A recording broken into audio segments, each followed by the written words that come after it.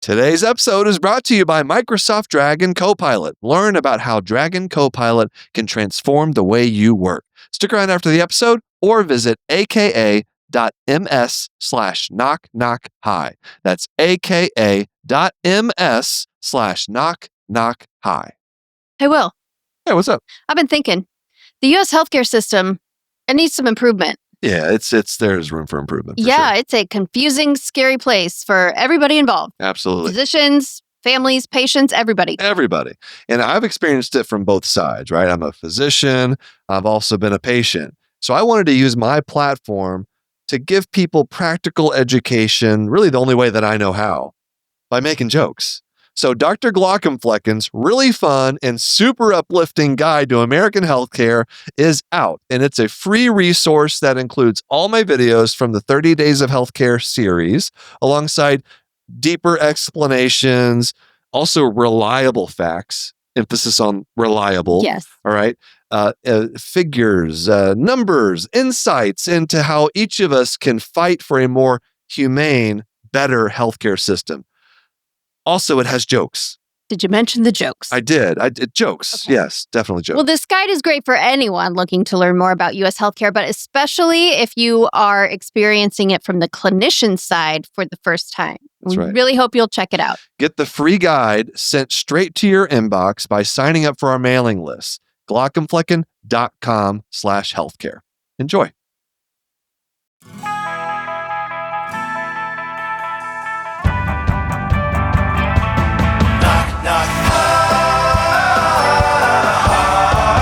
Knock, knock. Hi. Hello, everybody. Welcome to Knock Knock Hi. It's a show. We're your hosts, Will Flannery, also known as Dr. Glaucomflecken. Kristin Flannery, also known as Lady Glaucomflecken. People don't promote their podcasts like that. It's a show. It's a show. That's what it is. Here we Anyway. are. We're talking. We're doing Glauc Talk today. That's right. Got a number of topics that I want to discuss with you. Later, I want to get into your ARFID update because you've been holding out on that. The people want to hear. Do they? That's what I want to know. Tell us if you are interested in this or not. Well, I want to hear about it because I haven't even heard about it, and I live with you.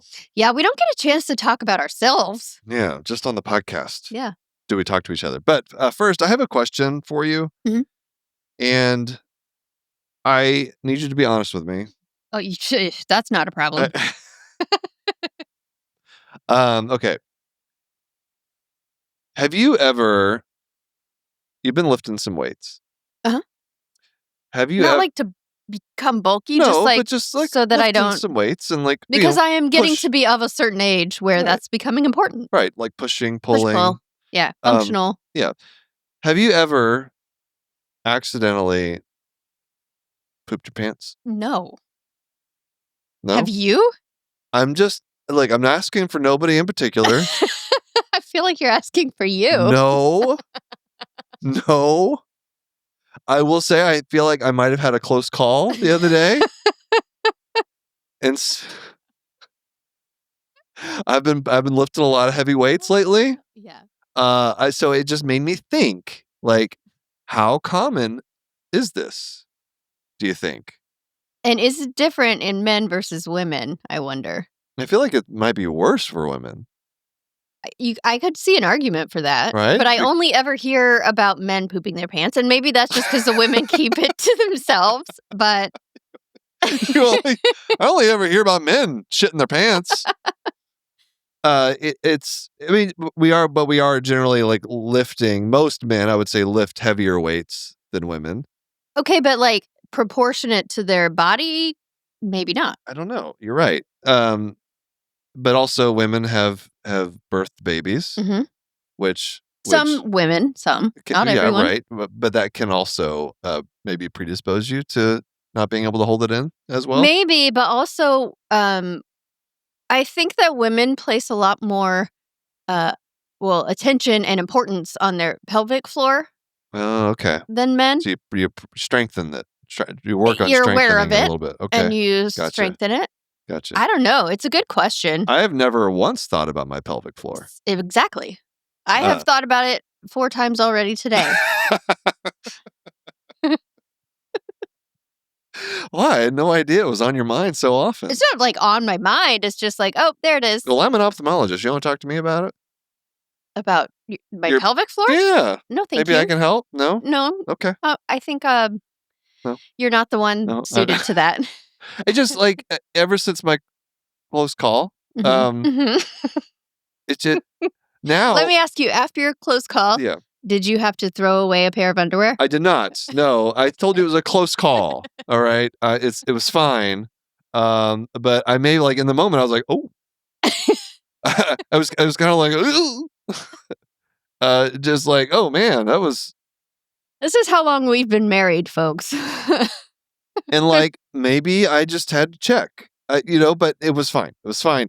But also, like every now and then I'll see like weightlifting videos like come on social media. So now I'm always thinking like all these like really big, like muscly folks, like how many times have they pooped their pants on accident? I bet more than you would think. I bet so. But no one ever talks about it. No. I mean, that's not surprising. Is it embarrassing? So I'm part of this I use the Tonal thing that you got me, which explain to the people. Oh, Tonal is amazing. So it's by the way, no financial interest in this. This is just we just have one and love it. I truly love this thing because it's expensive. That's the downside to it. Like the machine itself is like $2,000 or something. Yeah. And then you have like a monthly membership. Kind of like Peloton. It's like Peloton, but for strength training. Yeah, exactly. So it goes on your wall. It's got this nice big screen. It's got it's a cable, like cable arms. I don't know what you call them. They're arms. They have cables that you can push and pull, and it comes with like attachments and stuff. Right. You can have bar. You can have. It reminds me of back in the day, the Bowflex machine. Remember seeing infomercials for Bowflex? It's kind of like that's what it reminds me of. So it does a lot. You can do a lot of different like movements with it, and it's actually it really does work. Like because I just go down into my garage and I just do like a 45-minute workout and I'm done. And you're watching a trainer. Yeah, it does. It feels like you have a personal trainer. Yeah. But you don't. And so it's honestly, if you can like afford it, it's absolutely worth the money because you do get stronger. It really does work. So anyway, I'm part of I'm in the Tonal Facebook group. Yeah, you're really going all in. Oh yeah, I'm seeing like everybody. I'm doing my current program I'm doing is called 12 Weeks to Jacked. Oh. Yeah. What week are you in? I'm now about to enter my last 2 weeks. Okay. Is this one you've been doing ever since we got it? No. I started it maybe about a month after. But I've been doing it for like 2.5 months now. Yeah. And you tell me, am I jacked yet? Am I getting there? You don't feel my muscle? Yeah, your arms do maybe look a little bigger, your shoulders. Yeah. See? I see some evidence. See? It's working, folks. And all I had to do was almost poop my pants once. Maybe twice. Anyway, but you're in the privacy of your own home. Yeah, exactly. You don't have to accidentally poop yourself in public, which would be so much worse. So anyway, I'm in this Facebook group, and I really thought I think I'm going to ask. I'm curious. I just want to know. Hey, folks, and I'm just generally, I'm just putting this out there. Just curious. Anybody doing the 12 Weeks to Jack program? Have you ever accidentally or almost pooped your pants? And see what people say. Yeah. Keep us posted. I think I will. You'll have to do it and give an update. The problem is, like, I'm doing it with like my real name. So, like, Well, what do you think you've just done? I trust these people. I trust all of you. Of course, you know what our producers are going to do. What? They're going to pull this out and post it as a clip on social media. Of course. Which, of course, they should. I'm not ashamed, okay? By the way, I didn't actually, no one's going to believe me that I didn't actually poop my pants. No, they're not. But I don't know if I believe you.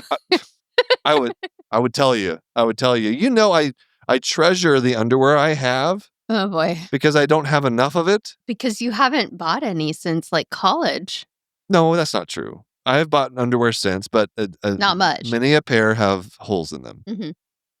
That's a huge difference between men and women, obviously. Yeah, rather than just go buy more, you'd like to stretch these holy underwear as long as possible. Just because you have a hole in your underwear doesn't mean it's not still a functional pair of underwear. Same thing with socks. Like there's certain locations for the holes that make it like super uncomfortable Can't have it to on wear. your toe. Can't have it on your toe. I don't like it on the bottom, on the ball of my foot, because I can feel that as I walk. Oh yeah, with I like don't like you can that. feel the difference in Yeah. the sole of the shoe Right. on your foot. Yeah. But underwear is different. Like no one sees your underwear. no one sees generally. it. You can stretch that stuff out. They probably are stretched out at this point. A little bit. Actually, they're actually getting tighter because I'm. Oh, because you're getting jacked.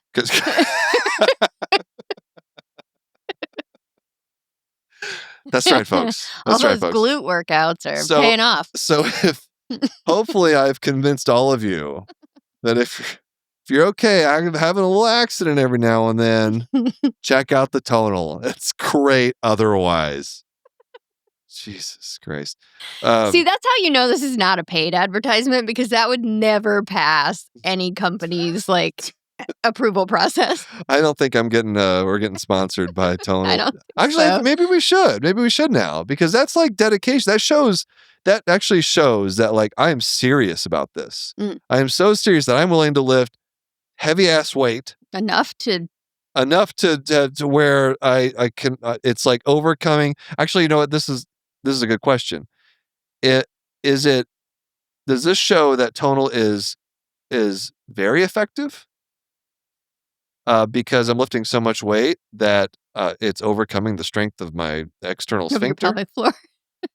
Or is this showing that I'm not actually strengthening enough because my pelvic floor, my sphincter is not. But you don't really work out your sphincter. Maybe you need to do some Kegels. I'm doing them right now. You can do male Kegels. Why do you have that look on your face while you do them? Maybe. Oh, what? You can multitask your Kegels? Jeez. Oh boy. Not everybody is as multi-talented as you are, Kristin. Goodness gracious. I need to focus on every single aspect of my task at hand. You know that. I can see that in your face. You know that. I do know that. You are a one-track mind kind of person. I get very, I like do. That's why I'm an ophthalmologist. Give me just the eyeball. That's it. You have tunnel vision. You that wasn't even meant to be a pun. You know what kind of disease tunnel vision is? What? Oh, you know? No, I don't. Come on. Venture a guess. Well, what came to mind initially was macular degeneration, but that would be the opposite of tunnel vision. Correct. So I don't know what it's called when you have tunnel vision. It's in my name. Glaucoma. That's glaucoma? Yeah. So glaucoma is a disease where you have. I know it has too much pressure. Well, you have not necessarily too much pressure. You can have actually normal pressure and still lose vision from glaucoma, which is a little bit terrifying. But it's basically a pressure in your eye that results in damage to your optic nerve that causes peripheral vision loss.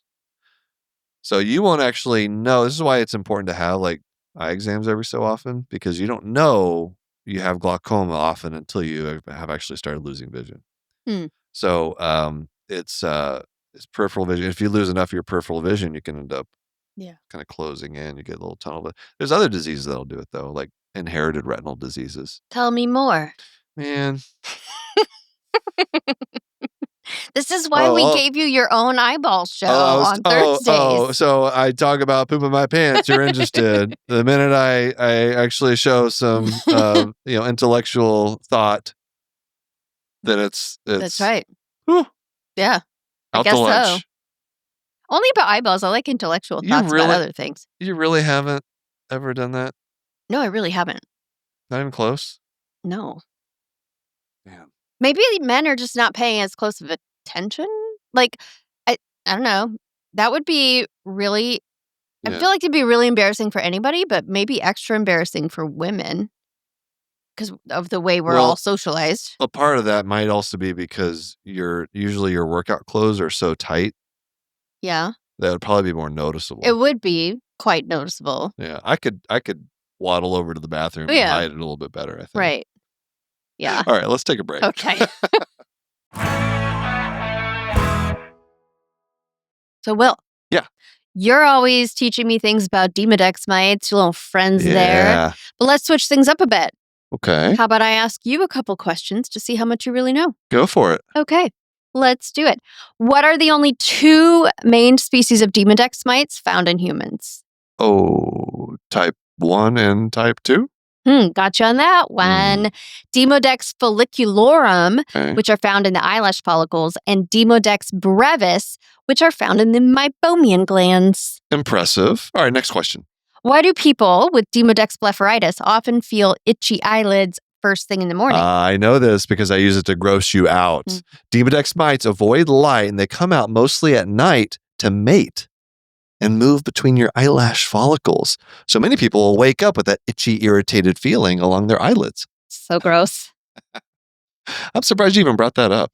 I know. I'm just trying to get used to these mites since Demodex blepharitis is such a common disease and we keep talking about it. Well, that's a big step. And we know there's a prescription eye drop available to treat Demodex blepharitis. Yes, a treatment makes me feel much more comfortable about this topic. To learn more about these mites and Demodex blepharitis, visit miteslovelids.com for more information. Again, that's miteslovelids.com to learn more.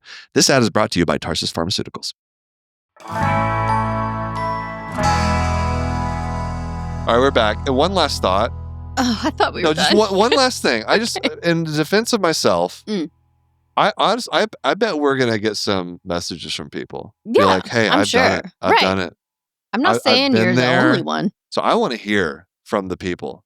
Tell me to make me feel better. Tell me about the time where you had a close call working out and really firing those ab muscles. Just increasing the intra-abdominal. Anyway, I wouldn't belabor the point. We get it. Okay. Other news. As if that was news. Other news you should know about in our lives. Our Portland show's coming up. That's right. I'm very excited. July 20th. I Revolution love Hall. Revolution Hall. I do too. It's the best venue in our opinion. We love it. We saw Guster. Yes. You went with me to that one. I did. Yeah. We saw Guster there. This is probably the most recent show. I went to Kishibashi. Yeah, we saw Kishibashi. Lots of great shows that come through Revolution Hall, and there's good parking. Love a good. Yeah, I mean, is it that? Are we just that old that like that's why we like that place? Are you kidding me?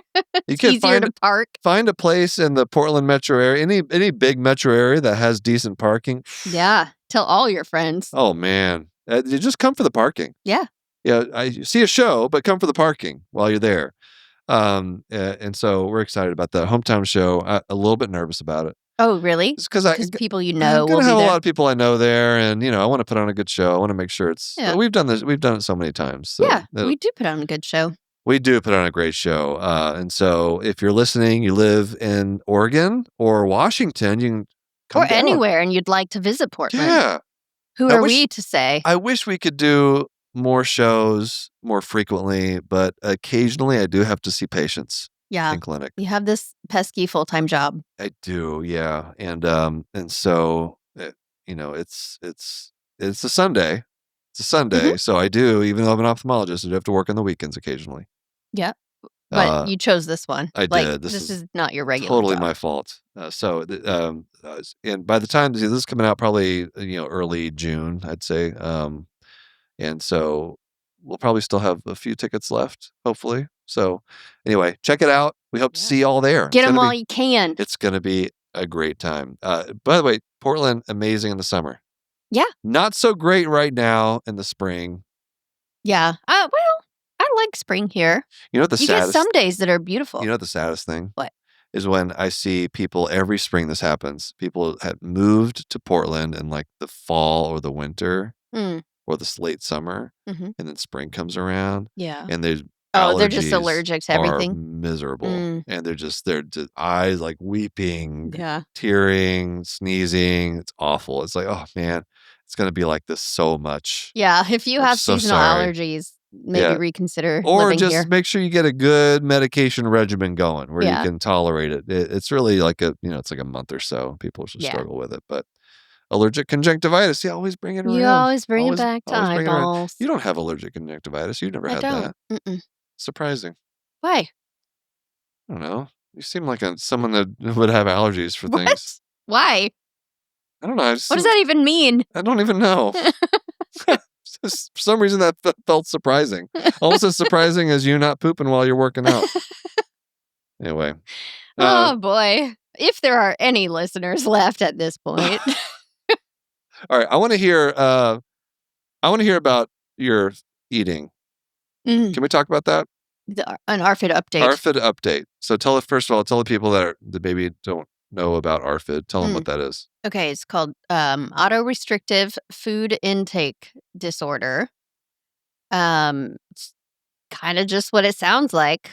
It is an eating disorder, but it does not have anything to do with body image. Instead, it's basically a food phobia. So like putting things in intake, the food is the problem. And it's been all your life. All my life. I've definitely heard stories of you growing up and your parents trying to make you eat, and you would just sleep at the table because you refused. They told me I couldn't get up until I ate, and so I and it's didn't. not picky eating. No, it's different. It's very different. Right.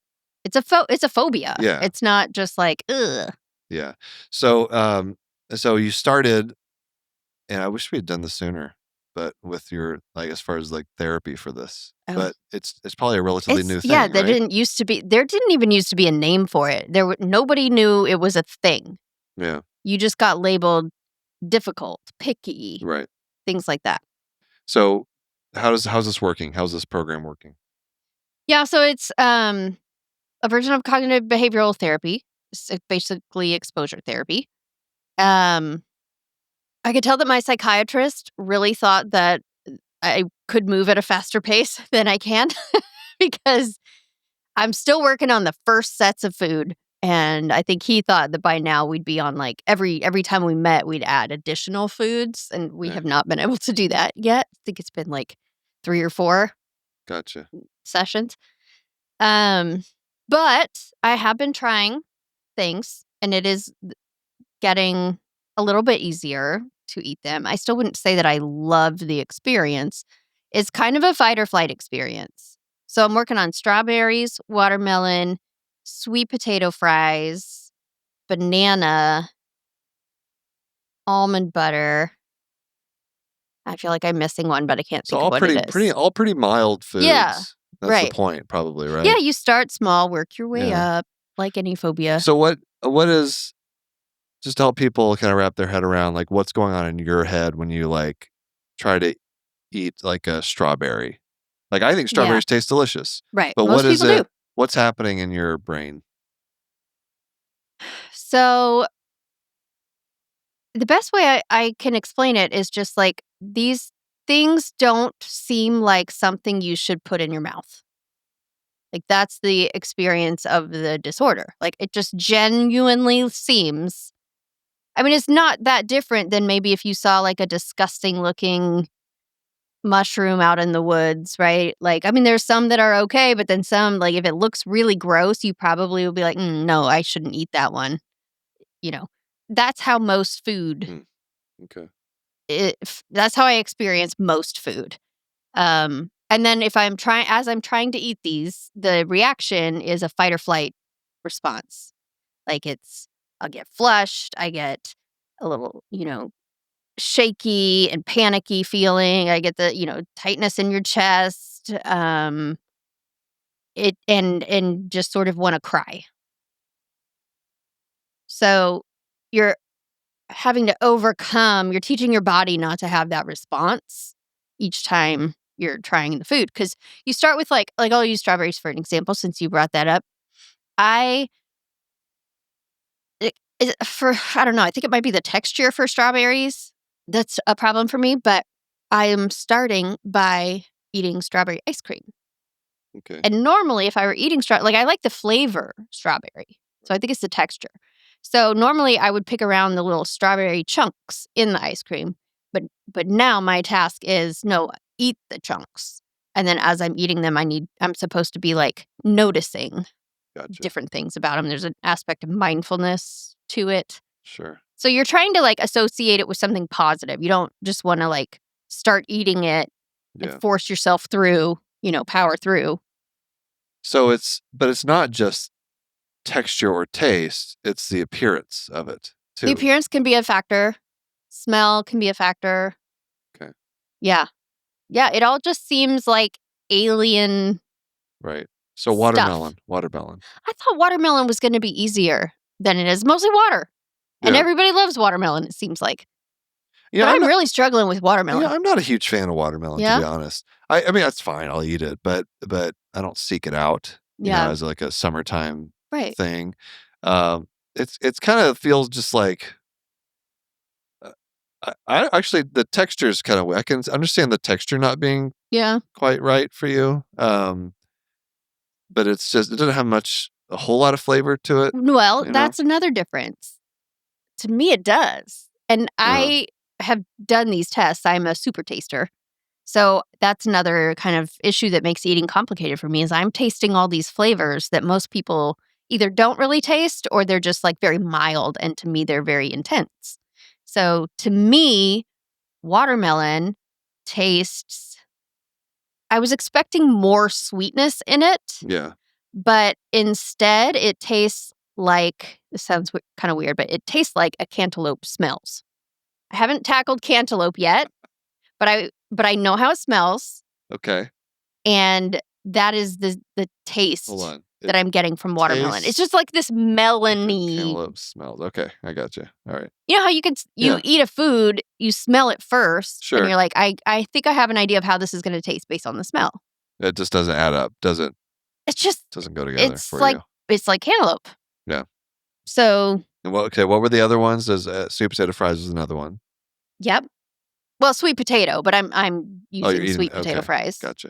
Because that's another thing. You put like salt and pepper on them. Maybe I thought you ate sweet potatoes like Thanksgiving sweet potatoes. No, never have. No. Huh.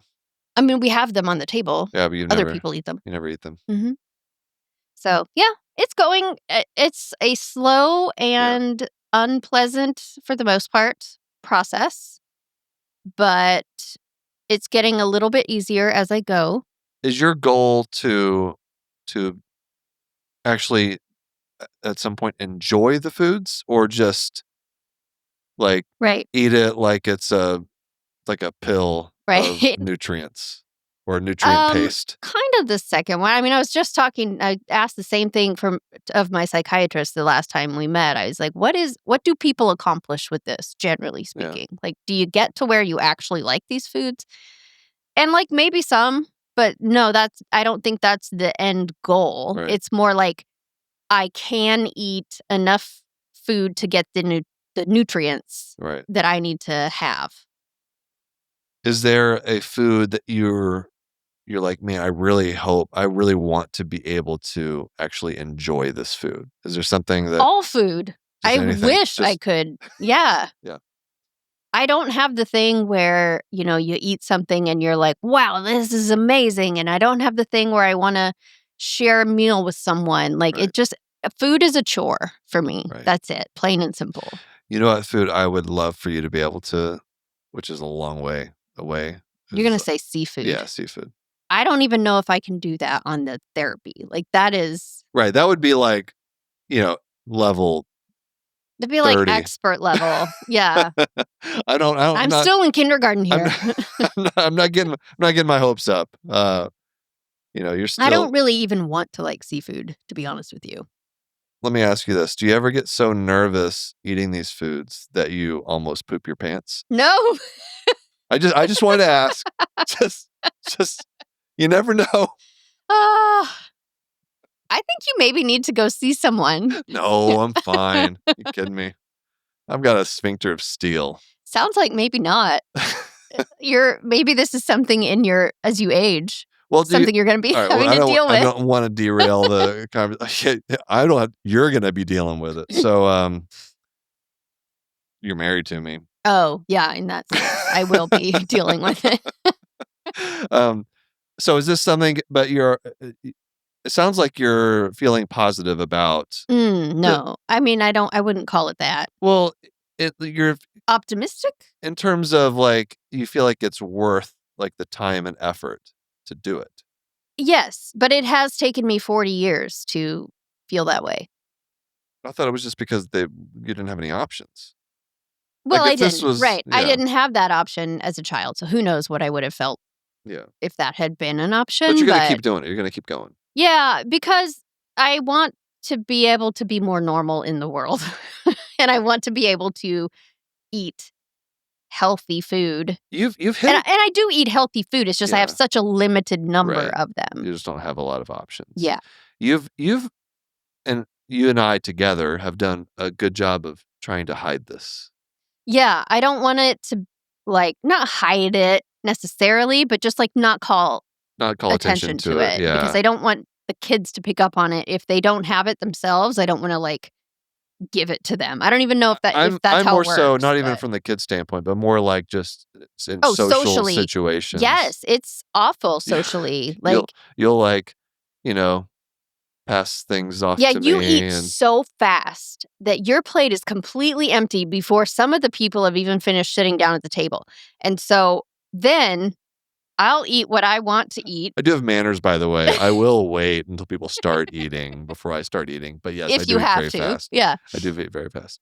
So then I take what I want off my plate, and then we just, when no one's looking, we discreetly switch plates so that it looks like I'm done. And then you eat the rest of what was on my plate. Yeah, because we end up, especially when we like do speaking gigs, Yeah, places there's like dinners usually there's like dinners associated. and stuff, and so we've figured out a method Yep. of, we're in the buffet line, both getting Yeah. things on our plates, and Right. yours is the like beef steak type stuff. Sure. Yeah. You Mashed can potatoes or get some something. Chicken, sure. maybe a little green beans. No, But probably potentially. potentially, and a roll. I love a roll. You love a good roll. If there were one food that I have zero problem with, Bread. it's bread. Yeah. Yeah. I love bread. Well, I'm hopeful that this is gonna Yeah. just help I mean, you. look, I don't think we can expect miracles here, but like some No. progress. So Absolutely. that's not nothing. Good job. All right, let's take one more break. Hey, Kristin. Yeah. Why did we not get life insurance sooner? I don't know, but it's a decision I regret. What was I like? Did I think I was going to live forever? Apparently, I think we just didn't really know about it. Didn't think about Yeah. it. It's never too early to get life insurance. That is true. That's something I've learned. And let me tell you about Pearson Rabbits. Tell me. Because this is great for physicians. This is a physician-focused, physician-founded company by Dr. Stephanie Pearson, former OBGYN, and Scott Rabbits, an insurance expert. They understand the unique needs and offer support built specifically for physicians. Yeah, pretty cool. It really is. They have years of experience serving physicians, and they help guide you through the process of ensuring your family's future is safe and secure. That's so important. To find out more, go to www.pearsonravits.com/knock-knock. Again, that's PearsonRavitz.com/knock-knock to get more information on life insurance for physicians that you can trust. All right, follow-up question to your ARFID journey. Okay. What about whenever we're not traveling together and you have to eat?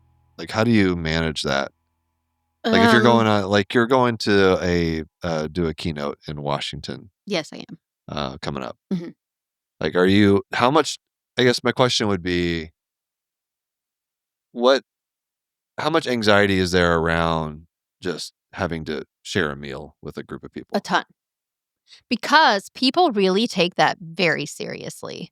Like, people are just unduly interested in what other people are eating. Like, I think there's something. That's true. I don't know if we're socialized that way or we're just naturally Is that way. something wrong with your food, dear? Exactly. Are you okay? Is it is that what you ordered? Do you want this instead? Like, a yeah. lot of attention then goes to the fact that you're not eating your food. And you're just like, don't. And I'm like, please just don't see me. Don't see me until this plate is cleared.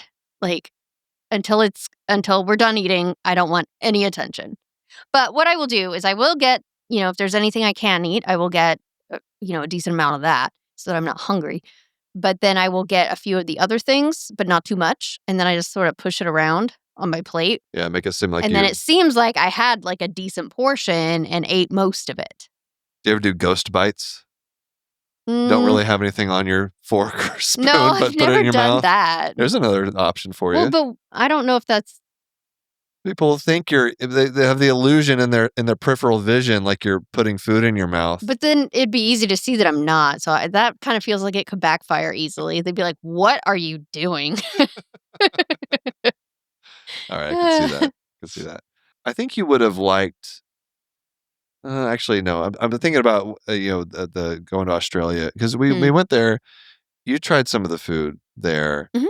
Did you ever try the kangaroo? No. No. It's like jerky. I know, but that's too far.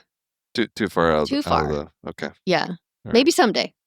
You definitely didn't try the Vegemite. That's what No, I'm trying I to think of. didn't. No. I did I was curious about it. I wanted to see what the deal was. So I opened it up and I looked at it and I smelled it. And yeah. Very yeasty. Very. Mm-hmm. Yeah.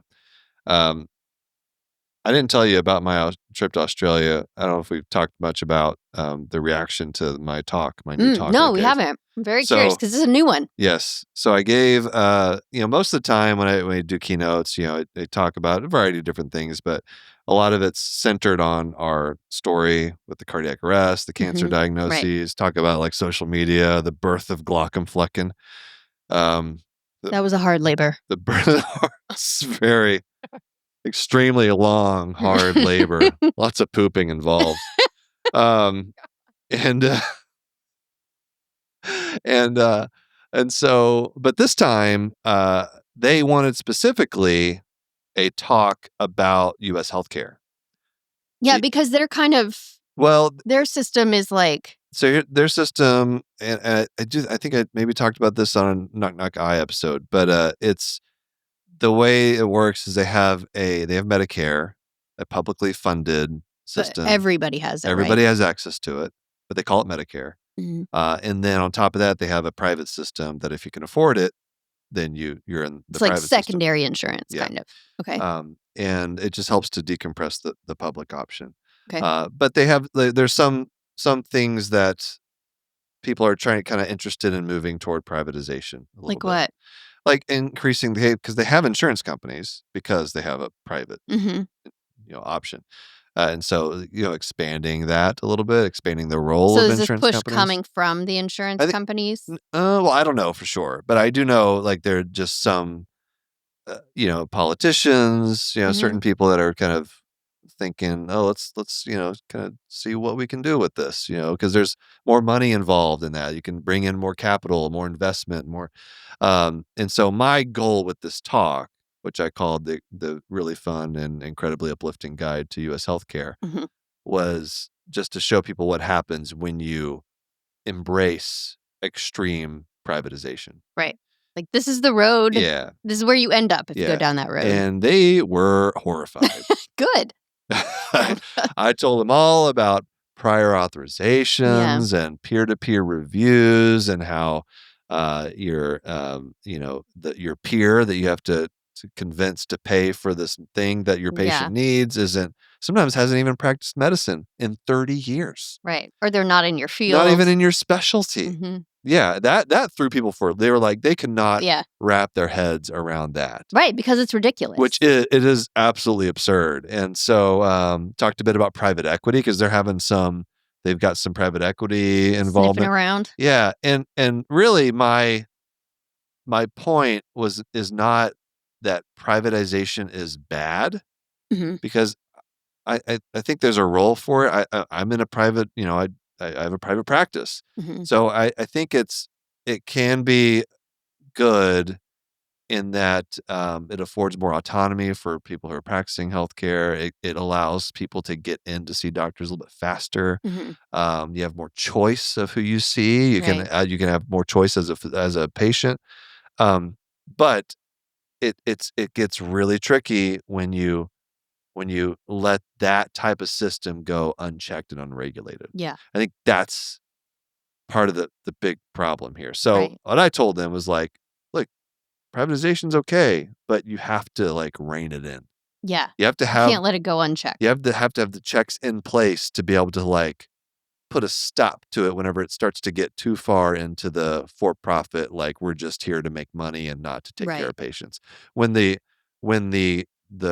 vision is not aligned with actual patient care, right, that's when you get into trouble. Yeah. Because now, like, we're trying to pursue prior authorization reform in different states. Now trying to like scale back PBMs. Mm-hmm. Trump actually is like an executive order around pharmacy pricing, which I'm actually kind of optimistic that it might actually help take some power away from PBMs. So, but all these things are like putting toothpaste back in the tube. Right. Like it's already so far gone that now we have to try to legislate our way out of it. Right. So I was like, Australians. Prevention would be easier. Yeah, just have it already regulated in place so that you can you limit the amount of greed that can come from this. Yeah. So anyway, I guess I got a lot of good feedback on it. Did they like it? Incredibly depressing talk. I put in some videos in there, tried to lighten the mood up a little bit, but in the end, it sucks. But I got the point across, and so I'm hoping to expand on this particular keynote for like international audiences.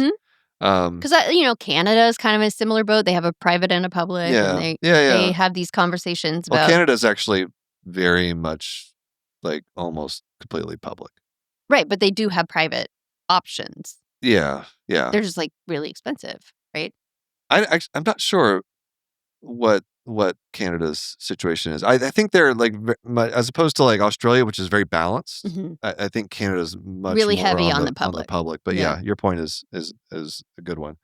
So I don't know. We'll see. It's fun to give like a brand new talk I'd never given before. Yeah. Kind of like, because I don't get nervous for talks anymore. But this one I was like, oh, hey, you gotta flex your muscles again. Yeah. I gotta get jacked. I gotta get jacked and not have accidents on stage, which I didn't. Everything went great. Yeah, it was nothing. That's wonderful. I don't know what would happen if that happened in the middle of a talk. Would you just power through?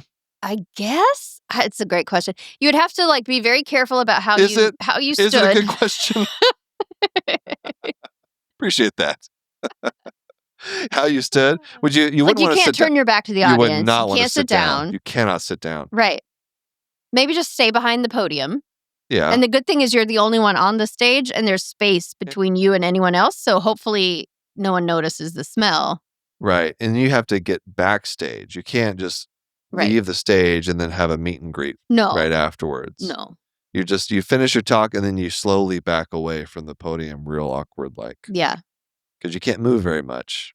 Anyway, if you What's the other option? You excuse yourself and in the middle of the talk? Yeah. No, you can't do that. Right. No, you got just like power through, just like the time that we were giving a keynote and we had 2 people in the audience pass out during our keynote. Remember that? I think there may have been 3 incidents. Was it 3? 3 incidents?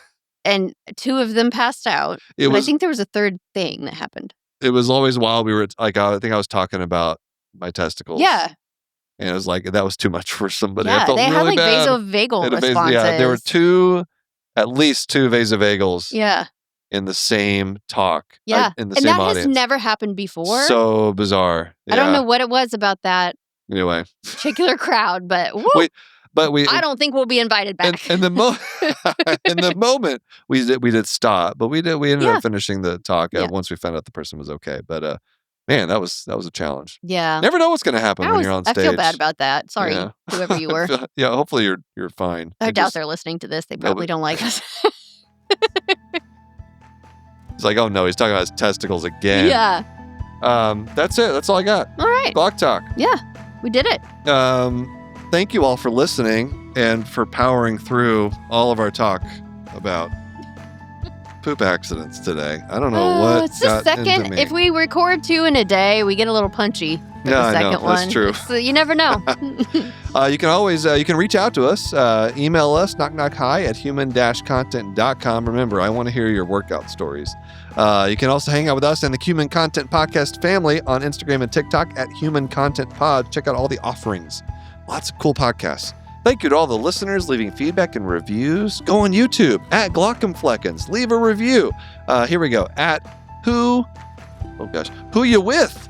Yeah. 9494 on YouTube said, if you have anesthesia come on, he could show Lady G how to make coffee during one of his breaks. Oh. And then he could give us all some Sudoku tips. Thanks for the smiles. This was from when I attempted to make you coffee, but I don't ever drink coffee. You were so mad at me.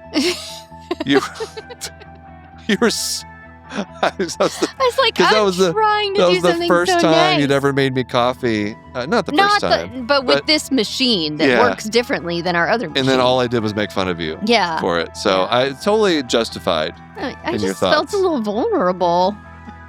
Full video episodes up every week on our YouTube channel at Glauc and Fleckens. I also have a Patreon, lots of cool perks, bonus episodes, react to medical shows and movies, hang out with other members of the Knock Knock High community, early ad-free episode access, interactive Q&A live stream events, much more. Patreon.com/Glauc and Flecken, or go to glaucandflecken.com. Patreon community perks, new members, shout out. Gail, how you doing, Gail? Hope you're having a great day. I hope you're not pooping your pants. Oh yeah, please don't.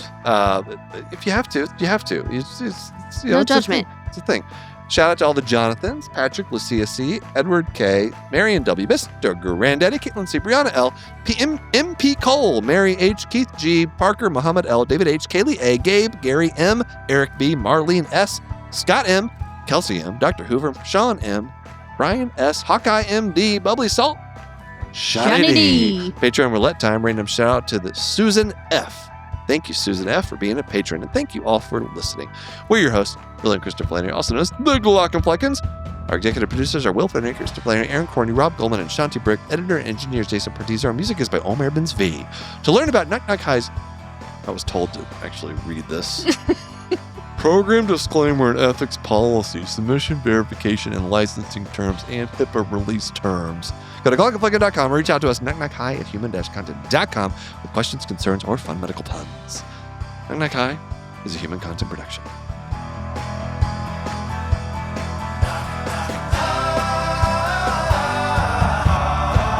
Knock knock, goodbye.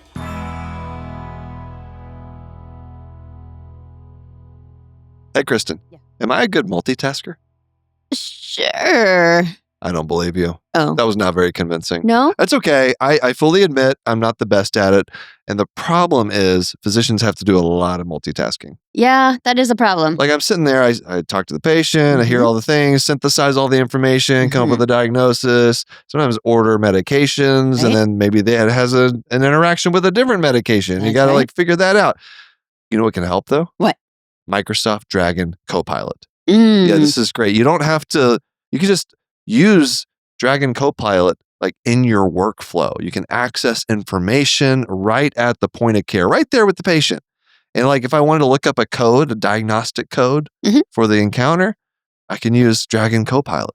I can look up drug-drug interactions. There's an endless number of applications that you can use Dragon Copilot for. That's true. Very true. I think it's good for you as a patient too. Yeah, I mean, because it's streamlined. It's streamlined, and you get accurate information more quickly. Yes, exactly. You're taking the words right out of my mouth. To learn more about Microsoft Dragon Copilot, visit aka.ms/knockknockhigh. Again, that's aka.ms/knockknockhigh. Thanks for watching the episode. You can find more on that playlist over there. If you prefer to listen or you just had your eyes dilated, you can binge full episodes wherever you get your podcasts. Or join the party over on Patreon, where you get early access episodes, hang out with us, get lots of exclusive bonus content. Help you subscribe, leave a comment below. Let us know what you think.